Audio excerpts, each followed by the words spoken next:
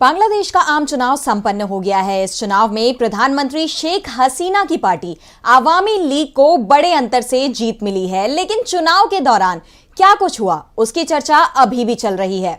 चलिए आपको बताते हैं क्या रहा चुनावी परिणाम और कैसे है बांग्लादेश के हालात। देखिए ये रिपोर्ट। बांग्लादेश आम चुनाव में पीएम शेख हसीना की पार्टी अवामी लीग बड़े अंतर से चुनाव जीत गई है। बांग्लादेश में जिस तरह के हालात थे उसे देखते हुए पहले से ही ये तय माना जा रहा था कि शेख हसीना की पार्टी अवामी लीग ही चुनाव जीतने जा रही है, और हुआ भी वही। शेख हसीना की पार्टी को इस चुनाव में 2,49,465 वोट मिले हैं, जबकि विपक्षी दलों को महज 469 वोट ही मिल पाए हैं। वहीं चुनाव के दौरान कई जगहों पर हिंसा के मामले भी सामने आए। दरअसल देश की कई मुख्य विपक्षी पार्टियों ने चुनाव का बहिष्कार कर दिया था। 30,000 से ज्यादा विपक्षी पार्टी के नेताओं कार्यकर्ताओं को सरकार ने जेल में डलवा दिया था।